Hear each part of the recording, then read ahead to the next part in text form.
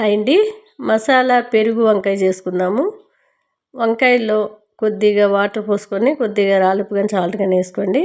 వంకాయలన్నీ కూడా ఇలా నిలువుగా తరిగి ఆ వాటర్లో వేసి సైడ్ పెట్టేసుకొని మిక్సీ గిన్నెలో కొద్దిగా కొబ్బరి, నువ్వులు, లవంగ, దాల్చిన చెక్క, యాలక్కాయ వేసుకోవాలి. కొద్దిగా మిరియాలు ఒక రౌండ్ తిరిగిన తర్వాత ఒక టమాటో, అల్లం వెల్లుల్లి మీకు అల్లం కానీ ఎల్లిగడ్డ కానీ ఉంటే వేసుకోండి. నేను పేస్ట్ వేసుకున్నాను. అట్లానే అల్లం వెల్లుల్లి పేస్టు కొద్దిగా పెరిగేసి మెత్తగా మిక్సీ పట్టుకొని సైడ్ పెట్టుకోవాలి. స్టవ్ పైన కళాయి పెట్టుకొని కొద్దిగా ఆయిల్ వేసుకొని ఈ వంకాయ ముక్కలన్నీ కూడా వేసి లైట్గా వేగిన తర్వాత సైడ్కి తీసుకోవాలి. టేస్ట్ అయితే చాలా చాలా బాగుంటుంది. మనం రైస్ అయినా రోటీ అయినా బాగుంటుంది ఈ కర్రీకి. అదే ఆయిల్లో కొద్దిగా ఆవాలు, జీలకర్ర, శనగపప్పు, మినపప్పు వేసుకొని సన్నంగా తరిగి పెట్టుకున్న ఉల్లిపాయ ముక్కలు, ఒక పచ్చిమిర్చి, కొద్దిగా కరివేపాకు బాగా వేపుకోవాలి. బాగా పోపు వేగిన తర్వాత కొద్దిగా పసుపు వేసుకోవాలి. మీరు ఎంత కారం తింటే అంత కారం వేసుకోండి.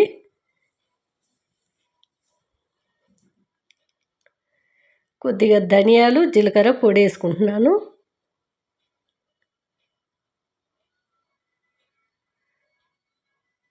చాలా టేస్ట్గా అయితే ఉంటుందండి. వంకాయ ఎలా వండుకున్నా మనకి చాలా ఇష్టంగా తినాలనిపిస్తుంది. చాలామందికి వంకాయ అంటే ఇష్టమే ఉంటుంది, ఎవరికో కానీ నాకైతే చాలా చాలా ఇష్టం. ఆ రుబ్బుకున్న పెరుగు అంతా కూడా వేసుకొని కొబ్బరి పెరుగు కొద్దిగా వాటర్ యాడ్ చేసి బాగా కలిపి మనకి కాసేపు ఉడికించుకుంటే ఆయిల్ అంతా పైకి వచ్చే వరకు మూత పెట్టి ఉడికించుకోవాలి. కొద్దిగా రాలుప్పు వేసుకున్నాను. కూరకి ఎంత సరిపోతుందో అంత రాలుప్పు వేసుకోండి.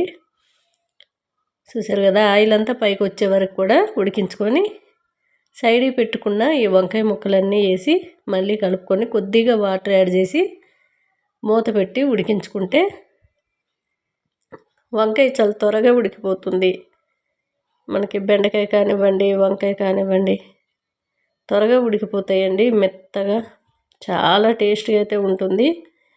ఈ కూరకి ఫస్ట్ పెరుగు వేసుకునేటప్పుడు కాస్త పుల్లడిది వేసుకోండి. పుల్లడిది వేసుకుంటే మనకి పుల్లగా చాలా మంచిగా అనిపిస్తుంది. లేకుంటే కూర అంతా కూడా తీయగా అనిపిస్తుంది. తీయటి పెరుగు అయితే పుల్లగా ఉండాలంటే పుల్లటి పెరుగు వేసుకోండి. చాలా బాగుంటుంది. చూసారు కదా, చక్కటి గ్రేవీతో ఆయిల్ అంతా పైకి వచ్చాక స్టవ్ బంద్ చేసుకొని దించేసుకోవడమేనండి. టేస్ట్ అయితే అదిరిపోయిందండి. చాలా టేస్ట్గా ఉంది. నచ్చితే ట్రై చేయండి.